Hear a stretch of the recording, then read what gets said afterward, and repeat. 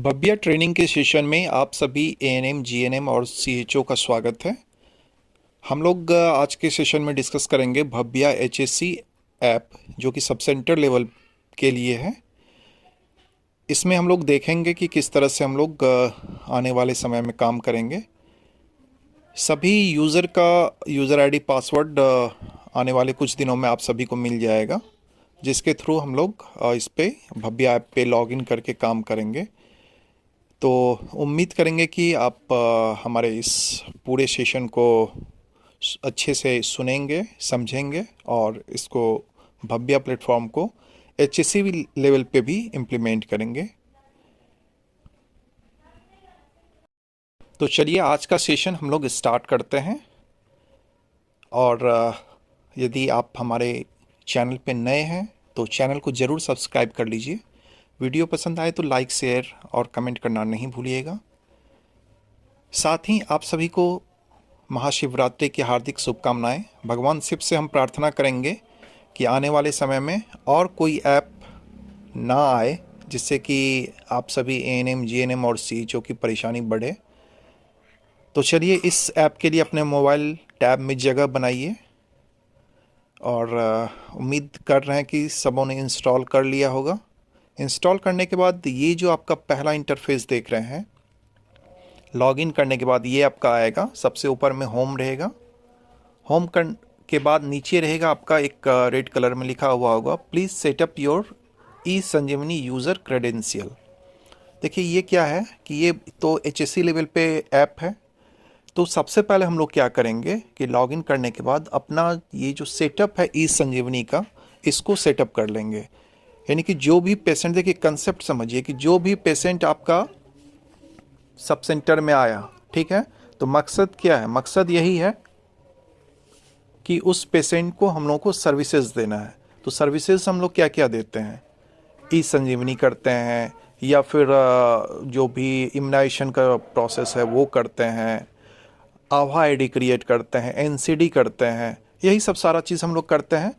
तो वो सभी को क्या किया गया है कि एक साथ इसमें मर्ज करने की कोशिश किया गया है। मतलब सभी जितने भी सर्विसेज है, ई संजीवनी का सर्विसेज है, एनसीडी का सर्विसेज है और फिर अनमोल का कुछ सर्विसेज है, तो सभी को एक मर्ज करने की कोशिश की गई है इसमें।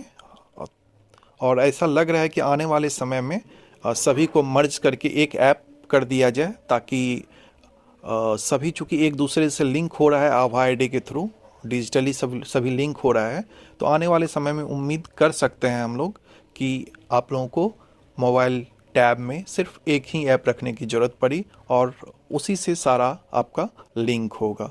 तो ऐसा हम कह नहीं रहे हैं, एक उम्मीद लग रहा है, जैसा कि कंसेप्ट आपका भव्या एचएससी ऐप का है। तो इसको लॉगिन करने के बाद आप इंटरफेस देखिए, अपना सेटअप कर लीजिए ई संजीवनी यूज़र क्रेडेंशियल।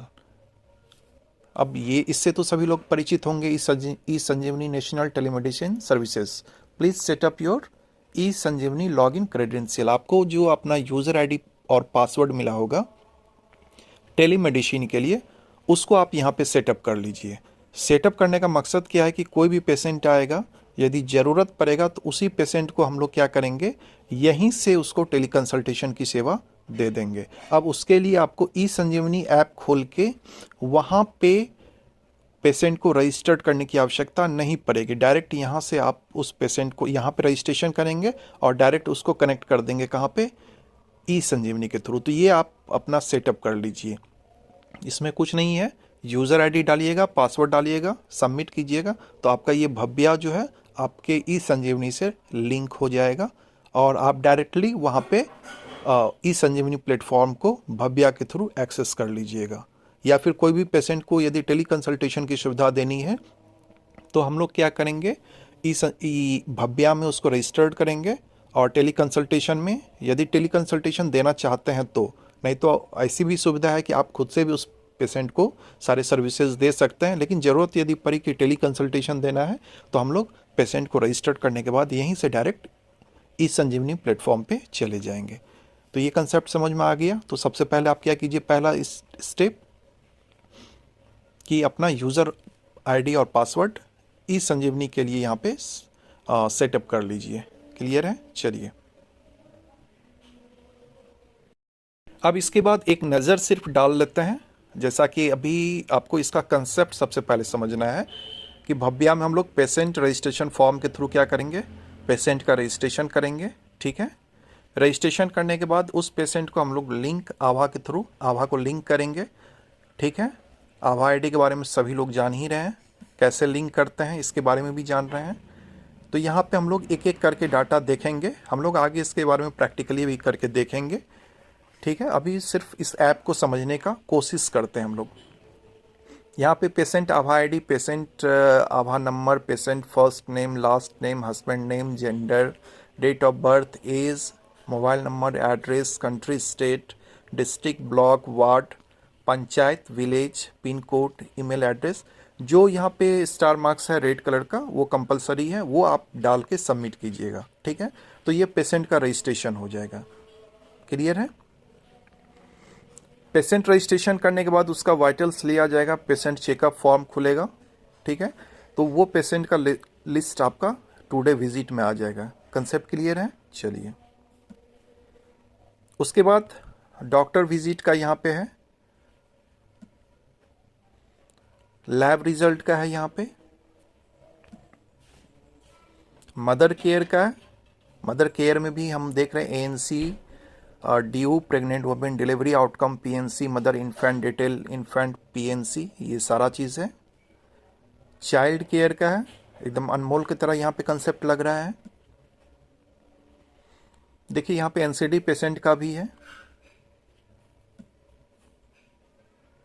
ई संजीवनी पेशेंट का है। आभा जनरेशन, आभा आईडी जनरेट करने के लिए यहाँ पे आभा आईडी भी हम लोग जनरेट कर सकते हैं। यहाँ से प्रोफाइल शेयर कर सकते हैं, जो बेनिफिशियरी गेस्ट बेनिफिशियरी है उसको हम लोग यहाँ पे जैसे दूसरे डिस्ट्रिक्ट का यदि कोई बेनिफिशियरी आ रहा है वहाँ से हम लोग उसको एक्सेस कर सकते हैं। तो सारा फैसिलिटी है, बहुत अच्छा प्लेटफॉर्म है ये, जहाँ पे हम लोग सारे सर्विसेज को एक साथ एक प्लेटफॉर्म पे इंटीग्रेट करके यूज़ कर सकते हैं। तो यही है आपका भव्या का कंसेप्ट। अब हम एक एग्जांपल देके आपको बता रहे हैं यहाँ पे, सिर्फ आप समझिए, क्योंकि आप सारा स्टेप जब कीजिएगा तो आप खुद कर लीजिएगा। जैसे कोई भी पेशेंट आया यदि वो महिला है, ठीक है,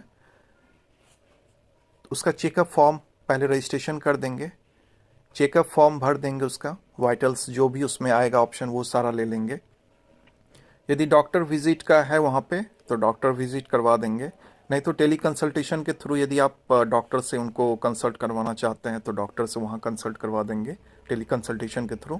यदि आप खुद से सारा प्रोसेस कर ले रहे हैं, खुद से सारा मेडिसिन दे रहे हैं, तो वैसे भी सुविधा है यहाँ पे, आप खुद से सारा चीज़ कर सकते हैं।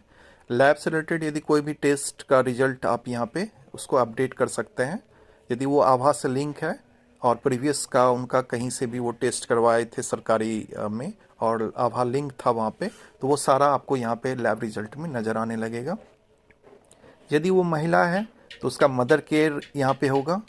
एएनसी ड्यू में आप उसको ले सकते हैं, एएनसी यदि नहीं हुआ है तो ये सारा अनमोल का कंसेप्ट है।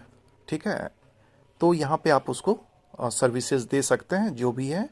डिलीवरी हुआ तो डिलीवरी आउटकम में जाएगा, पीएनसी हुआ तो पीएनसी में, इन्फेंट डिटेल, इन्फेंट को रजिस्टर्ड कर सकते हैं। यदि उस मदर का समझिए कि यदि आपका आप जो एनसीडी करते हैं किसका करते हैं, जिसका बीपी हाई है, डायबिटिक है, ऐसे पेशेंट जिनका कि 30 साल से ज़्यादा उम्र है और डायबिटिक है या फिर हाइपरटेंशन है, तो मान के चलिए कि वो महिला जो है हाइपरटेंशन उसका जो है वाइटल्स में आ गया बीपी, तो वो पेशेंट क्या होगा, एनसीडी का पेशेंट होगा।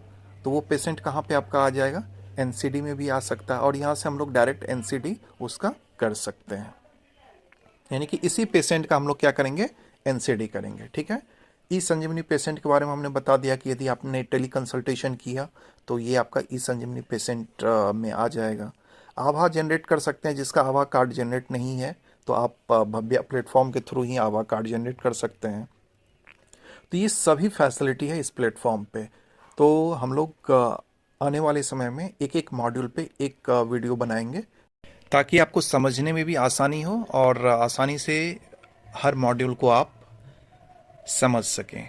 यदि हम 2-3 घंटे का बना दिए तो कोई मूवी तो है नहीं कि हम लोग पेशेंस के साथ एक बार देख लेंगे और समझ लेंगे। तो इसलिए हम चाह रहे हैं कि हर मॉड्यूल को अलग अलग हम आपको समझाएं। तो बने रहिएगा हमारे साथ, और थोड़ा सा मेहनत करते हैं तो मेहनत का फल ज़रूर आप दे दीजिएगा। सब्सक्राइब करके हमारे चैनल को, लाइक करके हमारे चैनल को, और कमेंट करके हमारे चैनल को। धन्यवाद।